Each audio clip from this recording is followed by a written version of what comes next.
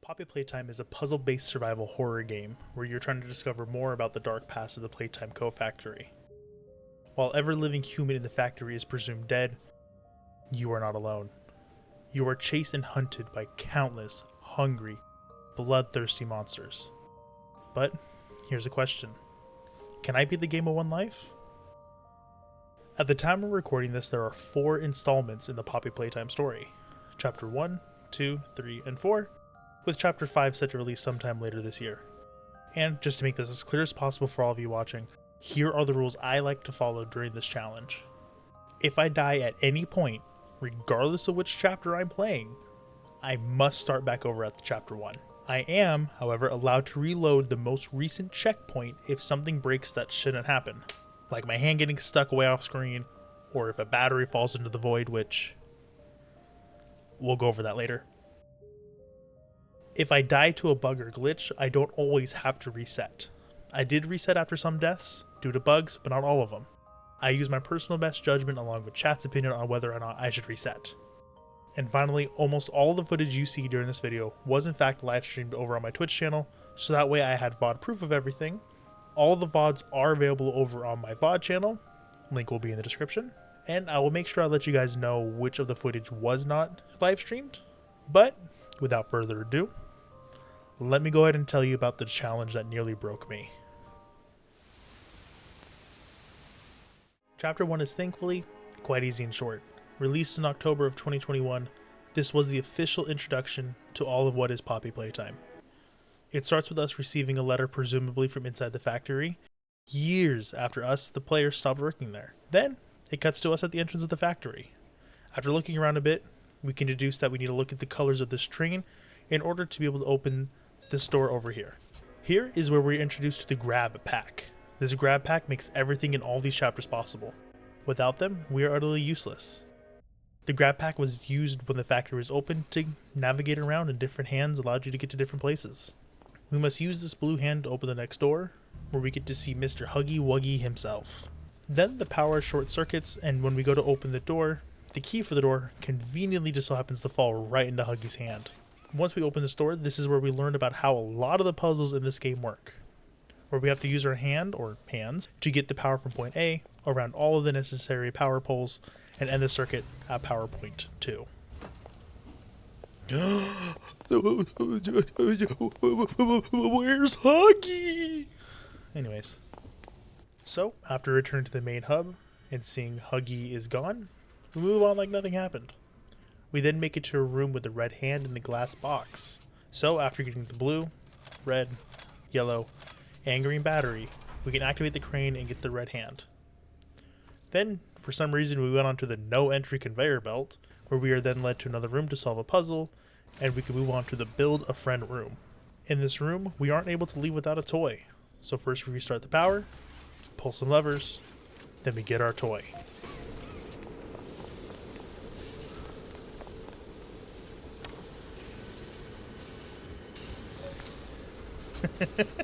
See, I probably should. My channel might get taken down. Talking about premarital hand holding on stream about the NSFW tag.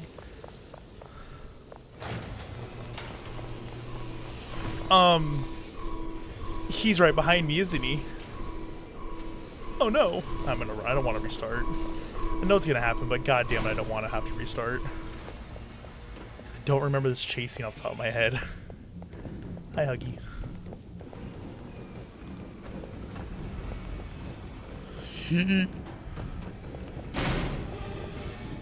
Open the door! Open the door! Why are you writing all this shit on the wall? Run. Instead of telling me to run, just run yourself.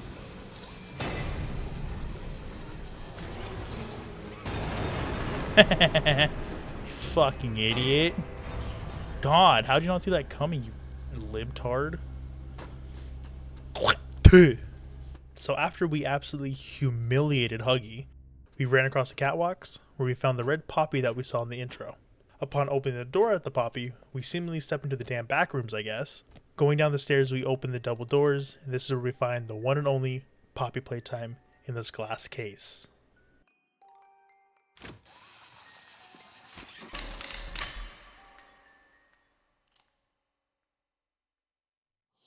opened my case.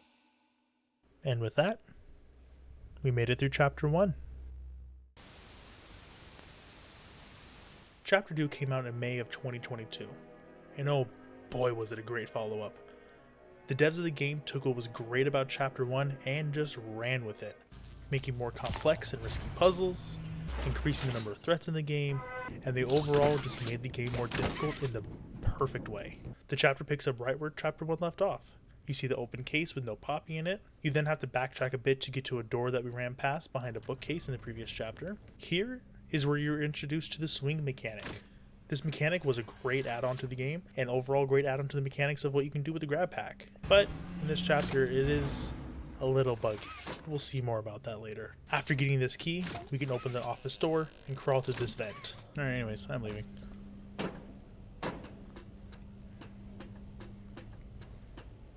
It's a good check-in restaurant, but hate the morning because they're right next to the high school. That makes, for some reason, Chick-fil-A's always go in the worst fucking parking lots or worst possible places. Sorry. I didn't mean to scare you. I was just trying to get the power back on. Here. This is where we started having some lag issues while I was streaming. So, after restoring power and getting the hell out of that lag room as fast as I could, we used both hands to open this gate and swing over this seemingly bottomless pit that is absolutely not OSHA verified, by the way. Isn't this exciting, Poppy? Yeah, this is where the lag got to its worst. After doing some looking around into my task manager, I discovered that Streamlabs was using over 50% of my GPU, and Poppy Playtime wanted to use more than the other 50 that was left. So I ended stream and started trying to figure out what I can do. I then realized that if I just used OBS instead, it would solve all of my problems. So I quickly set up a spot to continue recording the gameplay and got back to it. So until I said otherwise, all the footage you were seeing was not live streamed and there is no VOD on my other channel. I quickly got back to where I was, and this time we got to meet a non-laggy Mommy Longlegs, which, for this video, I'll just go ahead and call her Mommy. Because, I mean, come on. We then entered the game station, which is where Mommy watched over some of the kids who got to play the games. Those games being Musical Memory, Whack-A-Wuggy, and Statues. First up, Musical Memory. But first we needed to get a new hand. Enter the bowling room. After turning on the power, fixing a pipe, and adding some paint, we get the green electrical hand. This hand can be used to store a current for a short period of time from a certain type of power box that can then be used to power another certain type of power box. But now that we are double-handed, it's time to take down Musical Memory. Welcome to Musical Memory. A sequence of colors will be shown, and you must recreate the exact sequence using the buttons around you. Bunzo will slowly lower towards you. When you complete a color pattern correctly, Bunzo will rise back up. When you input a pattern incorrectly, Bunzo will lower towards you faster. If Bunzo reaches you, your test is over.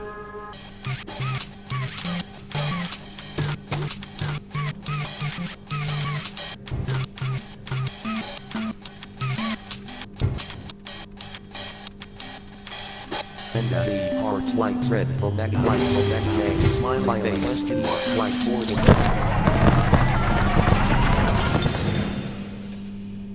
Oh, it broke. Part of the code for the train. Look up.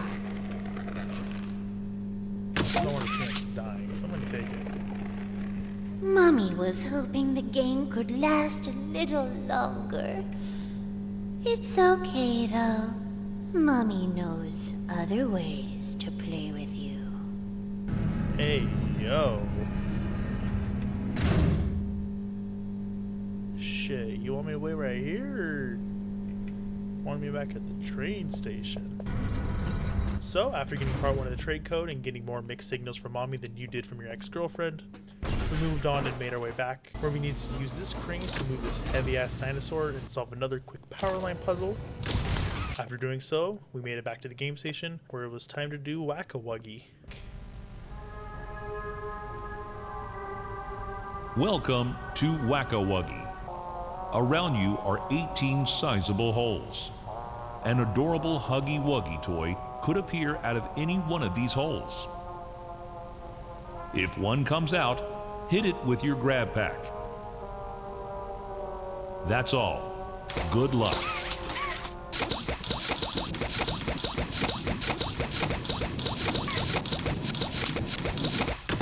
Thank God. Fuck, I hate this one so much. You did it. Yeah, bitch. Hooray! Mommy is so proud of you. Why don't you come down here and prove it, baby girl? Here, Mommy has another hint for you. I need to stop doing this. Where the fuck? After getting the train code, we once again needed to head back to the game station. Of course, there are some detours along the way.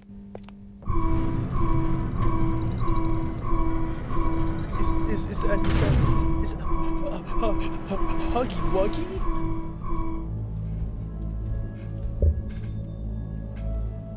This was our first introduction to Kissy Missy.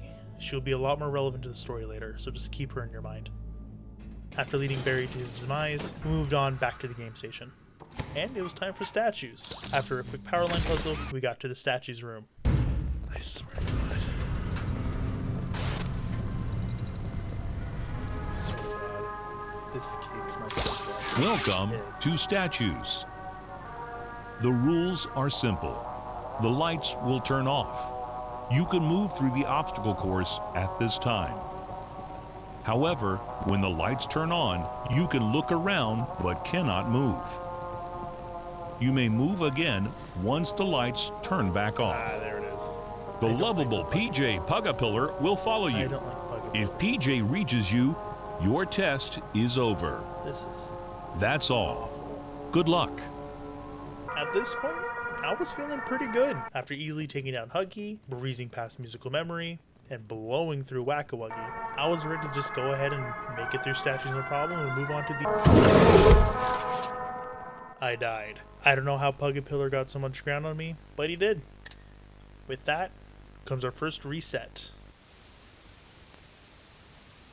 And so, I reopened chapter 1 and got to work. I got my grab pack, restored power, got my second hand, built my toy, disrespectfully spat on Huggy, and let Poppy out of her case. Before I knew it, I was back where I was on chapter 2. Here in chapter 2, we quickly entered the office, turned power back on, ogled over Mommy for a few minutes, we got a green hand, and then we got to Musical Memory. Yellow, green, blue, violet.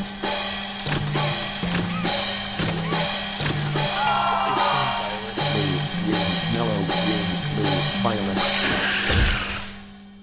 I still have not gotten over the fact that I died here. I cannot explain to you why or how, but I just kept blinking on the second color sequence. I don't know. I really don't.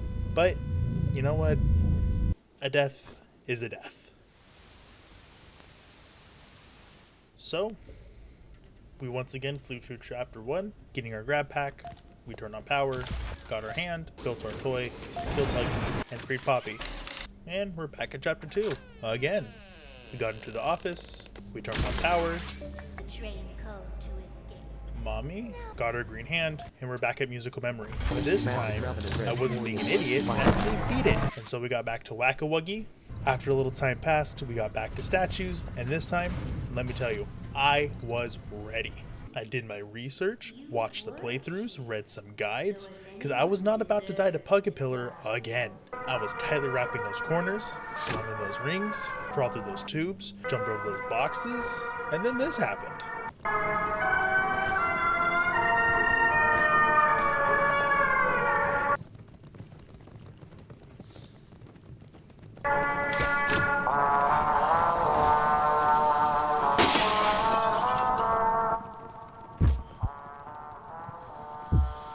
Jesus fuck. Where did you go? I know I don't sound excited, but at that point I was just so tired and relieved to have been able to beat statues without dying 10 more times. But I couldn't soak in the victory for too long, so I carried on. I had to get a toy to leave this room, similarly to the first game. So, after solving a quick puzzle, I got my toy, placed it in, and went to solve another power line puzzle. Then, I was about to move on to the game station, but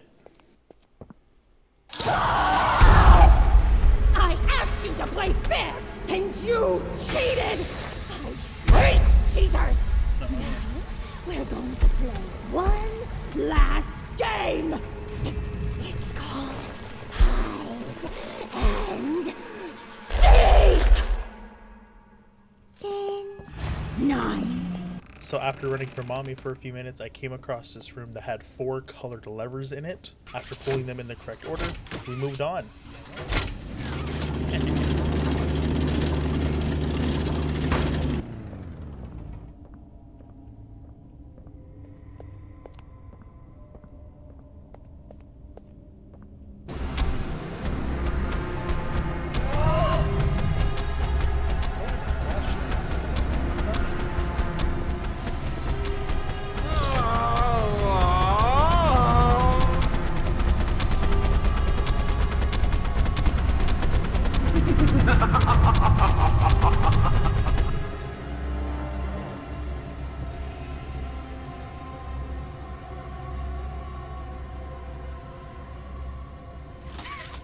I then had to keep stumbling my way around the darkness until I found another room where I needed to get a gear to get this generator going to open a door. After finding the mold for said gear and turning it on, I got my gear and got the door open.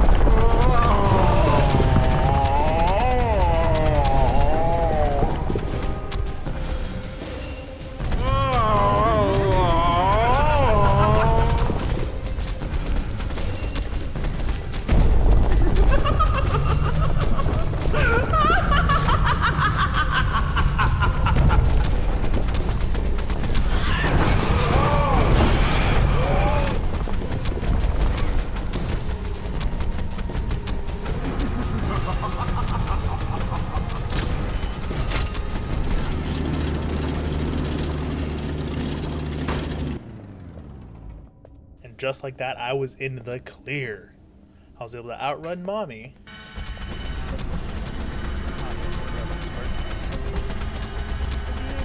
Let me in! Let me in!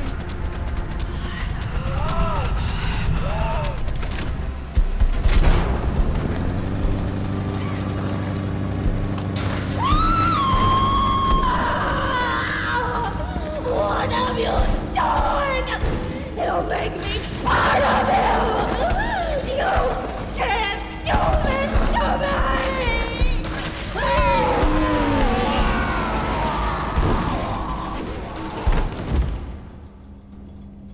Deserved.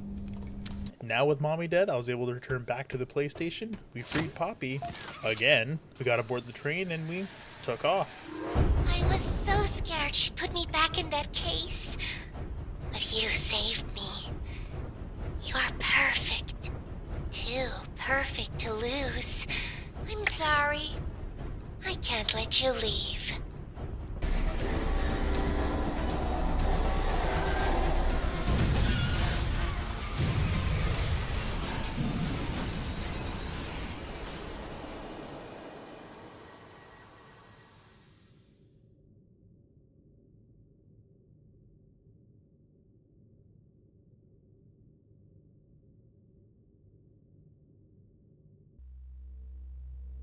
And with that, we finished Chapter 2. Chapter 3 came out in January of 2024. And let me tell you something about this chapter. It took the horror factor and cranked it up to 1,000. The sheer unsettling atmosphere of this chapter is something else. But that's the whole point, because the main antagonist for this chapter is Catnap. In this chapter, we get introduced to the 8 smiling critters. There's Bubba Bubbaphant, Bobby Bearhug, Crafty Corn, Kickin' Chicken, Dog Day, Picky Piggy, Hoppy Hopscotch, and Catnap. Catnap is one of the 2 successful experiments of turning different kids into large versions of the smiling critters. We'll get to see the other successful one later, but for now, let's get started on Chapter 3. This is a new day and I was able to get stream up and running again, so everything going forward was live, and the VOD is available over on my VOD channel. Chapter 3 starts with Catnap dragging us to what seems like a trash compactor.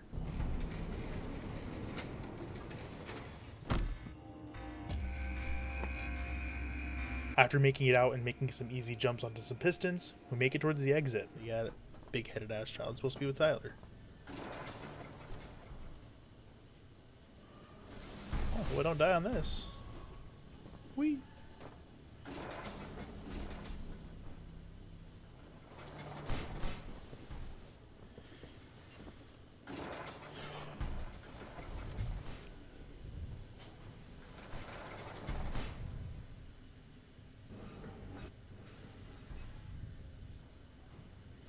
Does that count?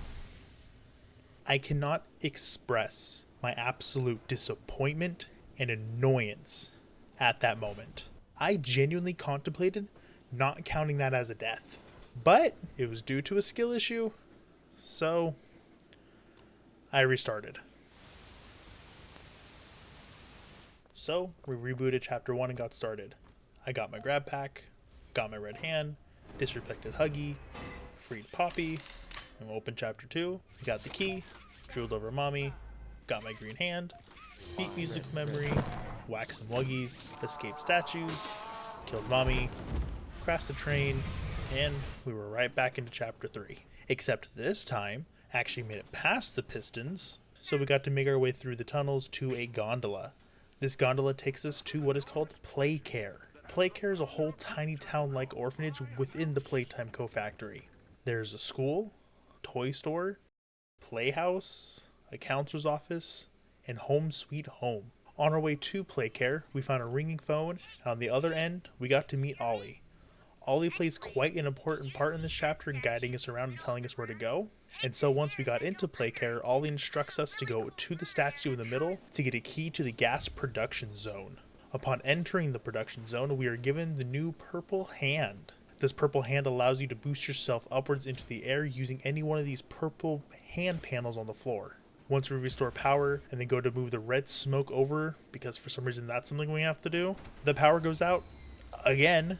Shocker. We are then told to return to the statue in Playcare to get a key to Home Sweet Home. In Home Sweet Home, you must divert the power from the generator in there to the generator in Playcare. Thankfully, in Home Sweet Home, you can't really die other than the gas. So after a couple quick puzzles and destroying some walls, we were able to make it out of Home Sweet Home. No! Let go! They didn't do anything wrong.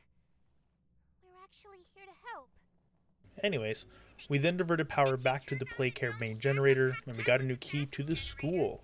So we made our way over there, and we started to solve some simple puzzles. But here in the school is where we were introduced to Miss Delight. She was one of the many teachers in the Playcare school, but after the hour of joy, she went crazy and killed all of her sisters, leaving just her. After powering up the generator, Miss Delight comes out to destroy that generator, giving us a battery. And then this begins the journey we must take to escape the school. Miss Delight acts like the weeping angels from Doctor Who, where, so long as we can keep her in direct eyesight, she can't move. Unless, obviously, you get too close to her. We must use the batteries to open up different gates to escape. A fun little trick you can do to save yourself some time is take this very first battery with you all the way to the very end. Once we get to the very end and get the batteries in the right slots and power up the green hand box, we can then start running. During this last little chase scene, Miss Delight will chase you even if you're staring at her.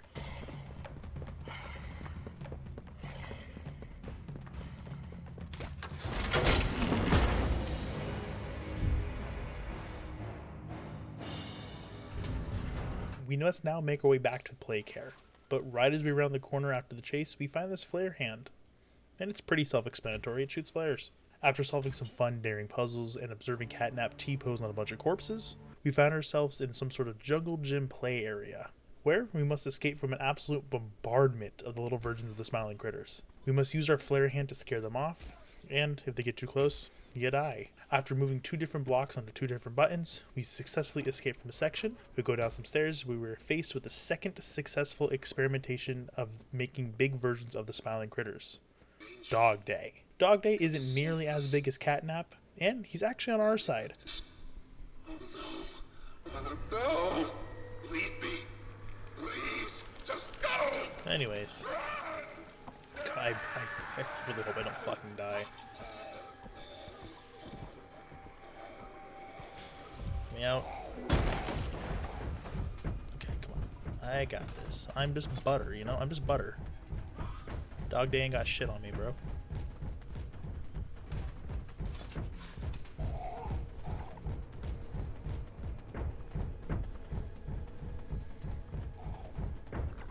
Okay, so straight. Turn, turn. Yep, yep, yep. Fall straight. It's about to prevent them from going south. No, I think the belt was maybe just there to. Oh, it's probably usually like a cinch to keep him from bleeding out, probably. So he stays alive longer, so more critters can feed off of him. Probably, at least. I don't know.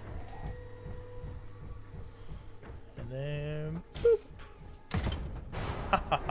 After escaping Dog Day, we are brought back up to the surface of Playcare, where we are given a new set of keys from Ollie that open up the doors to the counselor office. Moving on, the counselor's office is pretty much just like Home Sweet Home, where you can't die to any monsters, however you still can't die to the gas. So after solving some puzzles, reloading a checkpoint because my battery decided it wanted to enter the void. Wait, my battery. Wait, my battery. My battery. Wait. My battery. And solving some harder puzzles because they were in the gas and I had to use my gas mask to, you know, not die. We find ourselves in this puzzle room here. What you're supposed to do is use these purple hand jump pads to launch yourself upwards to bring this locked battery down to the edge and break it open to get the battery. Upon breaking my case open, my battery again falls into the void of nothingness. My battery.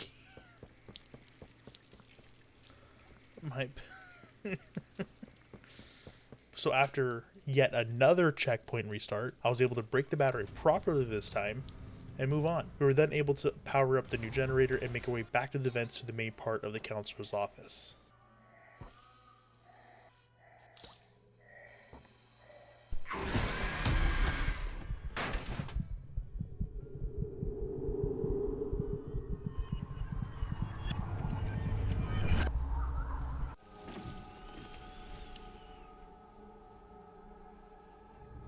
Do you have any idea what you're doing?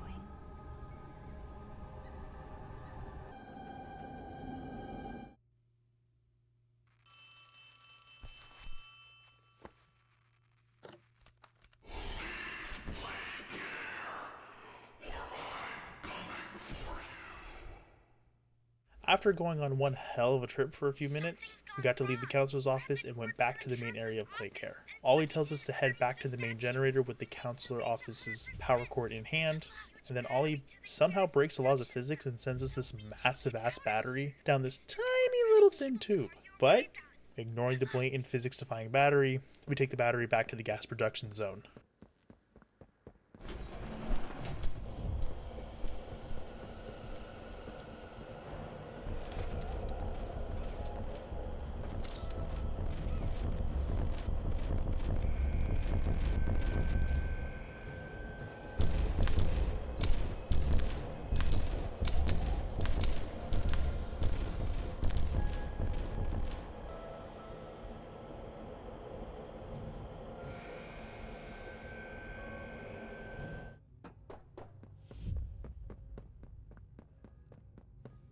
We must now take down Catnap.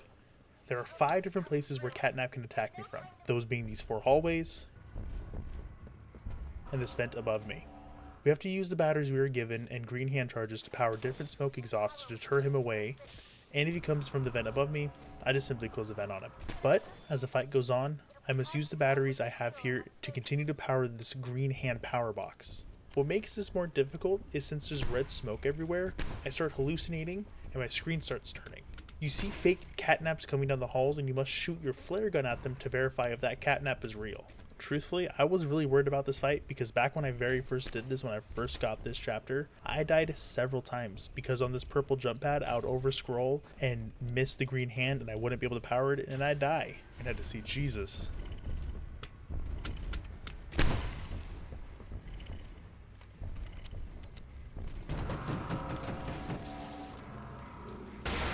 Let's go. I'm just happy I got the catnap fight done first try.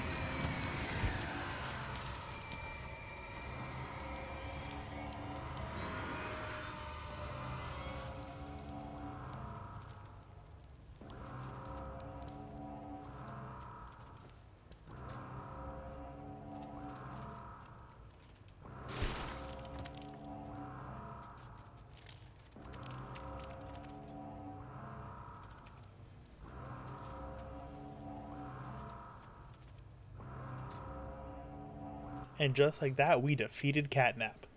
So we made our way back to the gas production zone. We restored power and diverted gas to the other side for a reason I still don't know. We then met up with Poppy and she tells us about the Hour of Joy. Then Kissy Missy sends me and Poppy down an elevator, and for some reason Kissy stays behind instead of getting on the elevator with us, but We hit the ground. you know what, that's not my Be problem. cautious. There's something. What?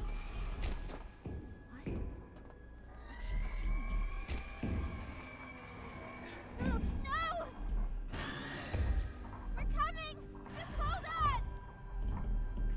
Come on, go faster! Easy! And roll credits. We now get to move on to Chapter 4. Chapter 4 was released in January of 25, and it was most definitely received differently than the previous chapters were. It was quite buggy upon release, and some parts really did feel rushed. But I mean, don't get me wrong, this chapter was still a great addition to the game.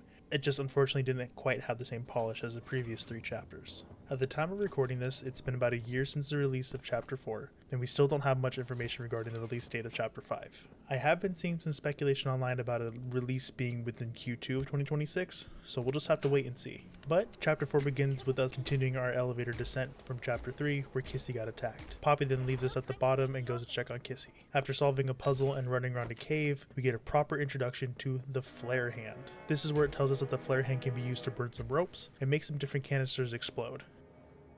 We make our way through this trash field on our way to the prison because for some reason Playtime Co. has a prison down here.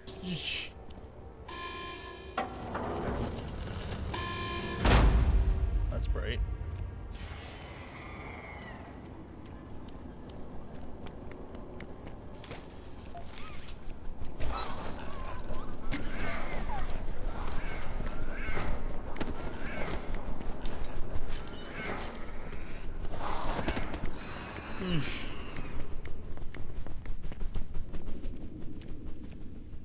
Shits. After fighting off a herd of Beanie Babies, we make our way up a pile of garbage to come across this puzzle room with a train. After solving the puzzle, we proceed to break the game a little bit by blocking this door, but ignoring that, this is where we are introduced to the Doctor. For now, all he is to us is an intimidating voice and an eyeball on a screen. But after the Doctor crashes the train in the prison, we solve a couple puzzles, shoot some critters, we then get the red flashlight hand. It's pretty simple. It adds a flashlight to our grab pack, and we got our red hand back that we had in Chapter 1. But as soon as we go to leave this room with our new hand, we are attacked by the Nightmare Critters. The Nightmare Critters are nightmarish versions of the smiling critters we met in the previous chapter. The Nightmare Critters consist of Baba Chops, Icky Licky, Raby Baby, Alistair Gator, Simon Smoke, Poe, Thule, and Nagi Mako.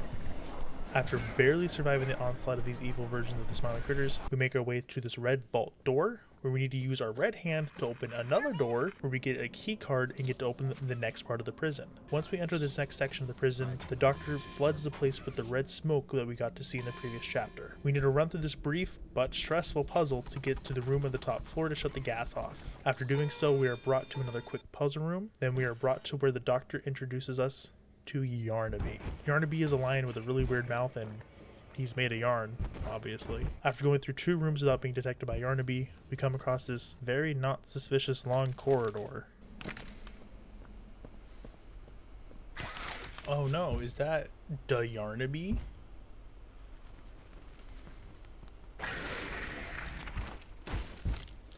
Anyways.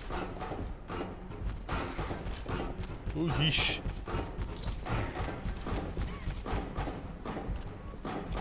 Anywho, moving on from that, we must slide our way across this edge to avoid Pianosaurus.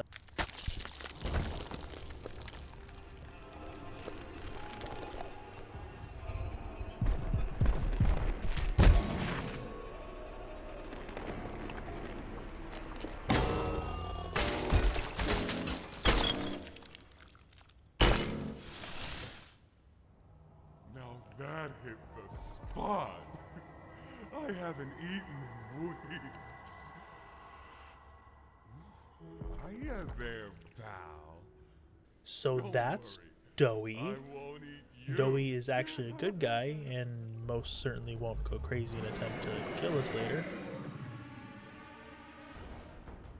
Doey is a result of an experimentation of turning 3 separate kids into one being, so throughout the game we get to see all the different personalities coming through. But we proceed to follow Doey around for what feels like forever because his rude ass keeps squeezing through spaces that we can't get through. But after ripping these doors open because Doey was too useless to help and restoring power to this door, we make our way to the safe haven. The safe haven is a place where the different creatures can hide from the prototype. On the way there, we run into 2 familiar faces.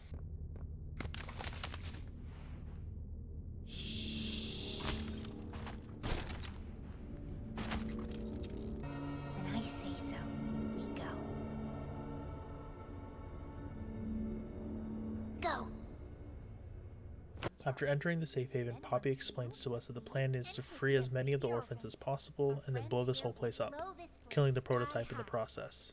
We are then told by Doey that he doesn't think it's a good idea and tells us a little bit more about the doctor. We are then sent on a quest to take down the doctor because, for some reason, Doey can't do it himself.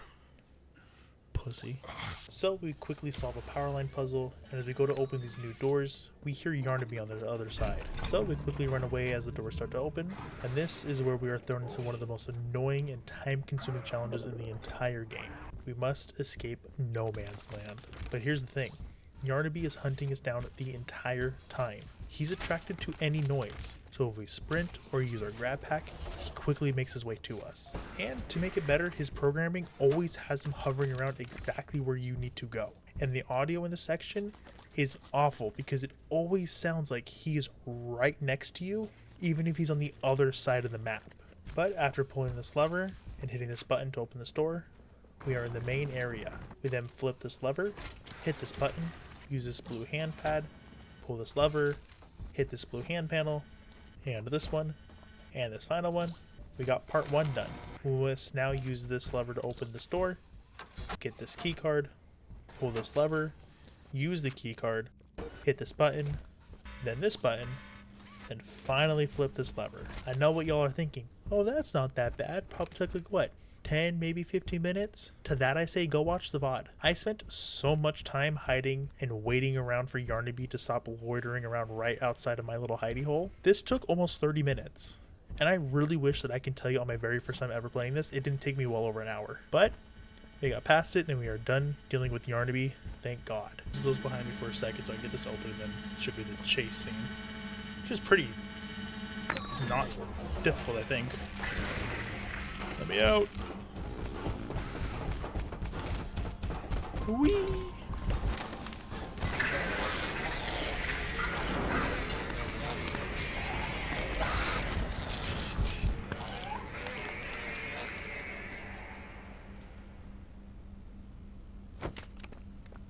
Deserved. After killing Yarnaby, we start to make our way to the doctor once again. After solving a different type of puzzle, and then nearly freezing to death on this puzzle, we officially get to destroy the doctor's lungs. We then get to move on to a large room filled with red smoke, and we are given a broken gas mask. We then must run around finding 5 different bodies in the red smoke, while making sure we don't run out of oxygen. After finding all 5, we simply match the numbers to the missing body parts, and we get our code to open the door upstairs where we can destroy the doctor's heart.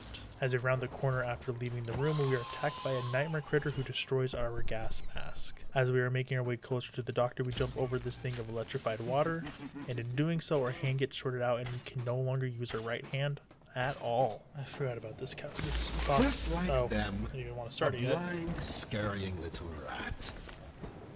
You think poor Yarnaby was really pets? I don't like this boss fight. This boss fight, high key, sucks. First, I forgot. Good, oh my god, oh my god, oh my god. We see that he doesn't Hurted me!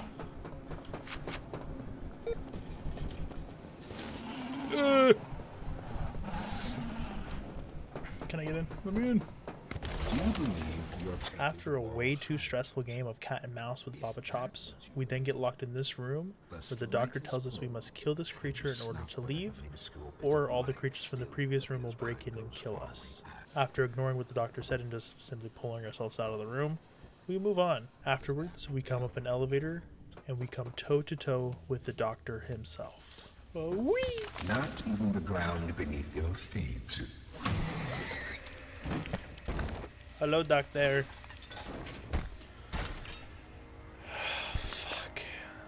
We now have to do one of, if not the most stressful blind panic fights in this whole game. We must use this first battery to open any gate.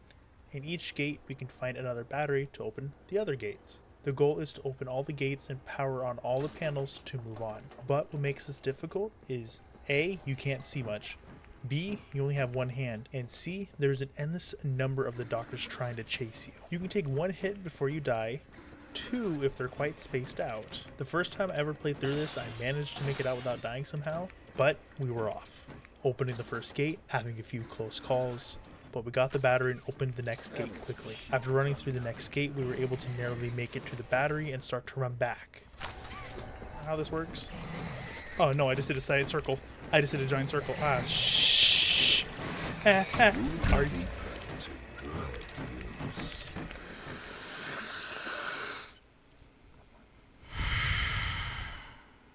I'm really not that surprised. I was doing too damn well. Making it through chapter 3 on my first real try and making it this far into chapter 4 on my first try, I knew I had to die at some point. Was I disappointed? Yeah. Did I let it discourage me though? Almost.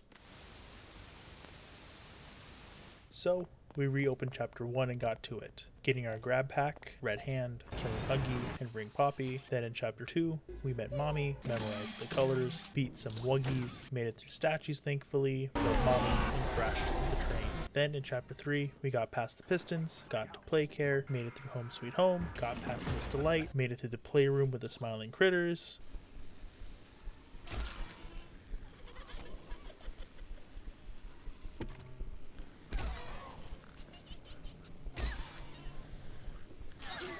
Are you?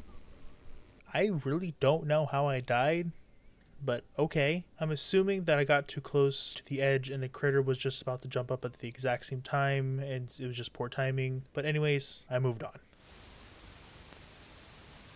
Y'all know how this goes by now. Grab pack, red hand, kill Huggy, free Poppy, then Mommy, musical memory, Wuggies, statues, kill Mommy, and crash the train. Finally, Pistons, play care, Home Sweet Home, kill Miss Delight, playroom, alive this time, dog day chase, counselor's office, catnap chase, kill Catnap, leave Kissy, and we are back at chapter 4. So we quickly made our way back into the prison. We escaped the red smoke, met Yarnaby, ran from Yarnaby, met Dowie, unfortunately, got to the safe haven, avoided Yarnaby, killed Yarnaby, destroyed the doctor's lungs, his brain, and we barely escaped Bob Chops, and like that, we were right where we died the first time. But here's the super exciting fun part. This was the new day, so that also means new stream. But my dumbass forgot to hit go live, so everything you see here was not live streamed, but I will try my best to get this VOD uploaded to the VOD channel. Moving on, it was attempt 2 of the doctor fight, and I made sure I was ready this time. So after getting battery 1, 2, 3, and narrowly getting 4, we ran like a bat out of hell. My discovery, my recognition. I was the one who picked the gold.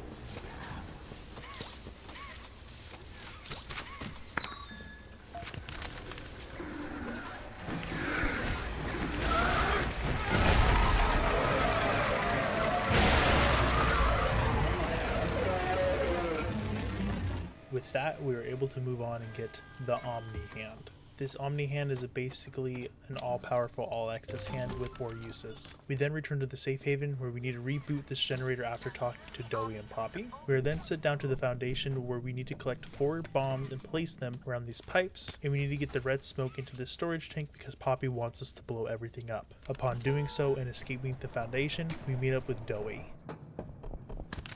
The prototype. I lost track of him in the tunnels. Have you seen him? Was he at the Foundation? Or was he...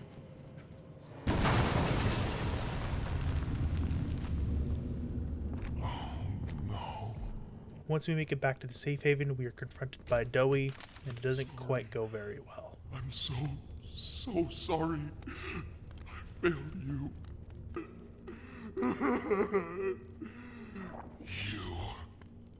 It all started with you. It was you who ruined everything! No, that's not true. They jump-started the generator.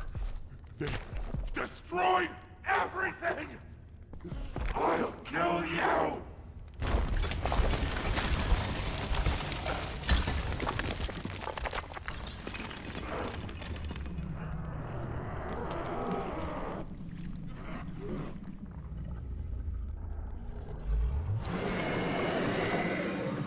This is a plot twist nobody saw coming. Everybody saw this coming. Where we must take down Doughy. We learned earlier in this chapter that Doughy doesn't do good with cold. So running around, we must get him to run past these liquid nitrogen tanks that we pull onto the floor, where we then have to shoot them with the flare hand in order for them to go off, freezing Doughy in place. If we time it properly, we can get him to stop right underneath these saws.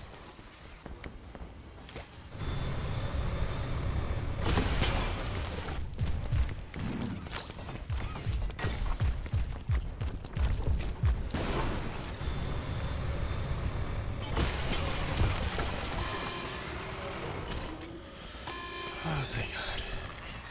Now that we have taken down Doughy, we must make our way back to the safe haven in the hopes of finding some survivors.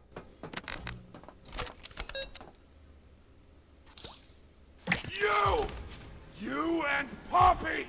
It's all your fault! Want to kill you! Kill everyone!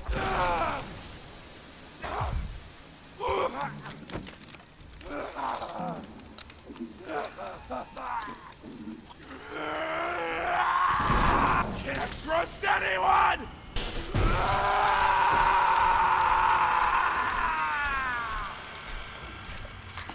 I'm sorry. Now that Doughy is actually dead, we can really make our way back where we fall into this trash chute.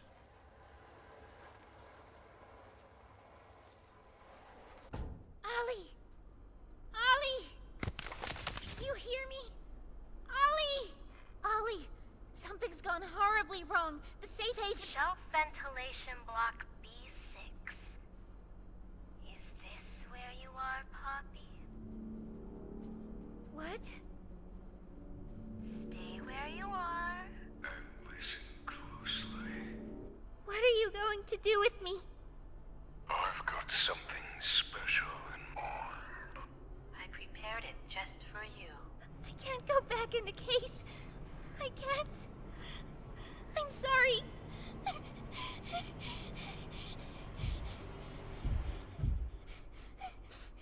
Try to land on your feet.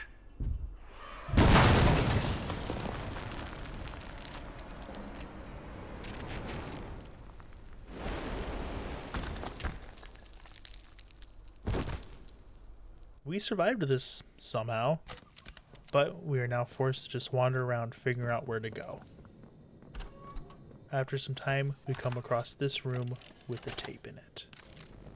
Hi, my name is Leith Pierre, and I'm the head of innovation here at Playtime Co. If you're seeing this, you must be very, very lost. You're not supposed to be here. This is the single most high security, high clearance section of the whole factory. When someone finds you down here, you will be shot.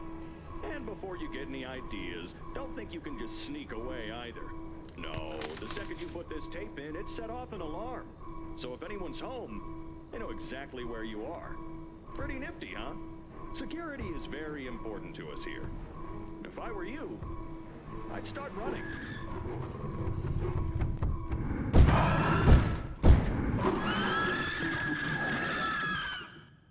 And with that, we completed Poppy Playtime in one life. This challenge was genuinely a lot of fun. Chapter 1 didn't claim a single life. Chapter 2 claimed 2 lives. Chapter 3 claimed 2 lives as well. And Chapter 4 only claimed 1. I really do appreciate all of you guys watching this video. I have a bunch of other games I'd really like to do this challenge on, so please let me know if you guys have any ideas on what your thoughts were of this video and this editing style. If people want it off, I will redo this challenge if Chapter 5 ever does come out. Oh, you've got to be